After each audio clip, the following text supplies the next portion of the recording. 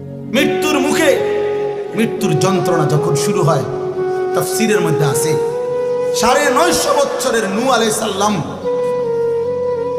950 বছর যিনি এই পৃথিবীতে হায়াত পাইছেন, আল্লাহর কসম ওনাকে জিজ্ঞেস করা হয়েছে মৃত্যুর পূর্ব মুহূর্তে, হে নবী নূহ, দুনিয়ার এই লম্বা হায়াত যেটা আপনি ছিলেন, আপনার কাছে কতটুকু সময় মনে হচ্ছে?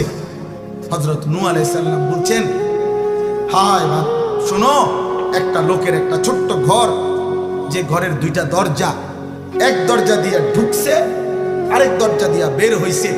হযরত বলেন, নূহ আলাইহিস সালাম, আল্লাহর কসম, আমার এই মৃত্যুর যন্ত্রণা এখন এই মুহূর্তে আমার মনে হচ্ছে আমি যেন 950 বছরের এই সময়টা ওই ব্যক্তির ছোট্ট ঘরের এই দরজা দিয়ে ঢুকছি আর এই দরজা দিয়ে বের হইছি।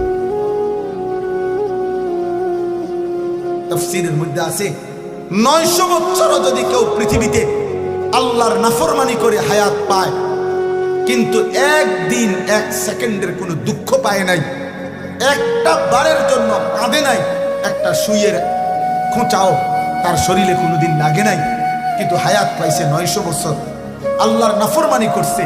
খোদার কসম, তাফসীরে লিখছে, বাবা নওজোয়ান প্রিয় ভাই আমার, তাফসীরের মধ্যে লিখছে, মৃত্যুর যন্ত্রণা যখন শুরু হবে, মালাকুল মউত আজরাইল আসার টাইম যখন হবে, তখন সাকরাতুল মউতের 1 সেকেন্ড, মৃত্যু যন্ত্রণার প্রথম সেকেন্ডে 900 বছরের লাগাতার নাফরমান 1 মিনিটে সব ভুলে যাবে।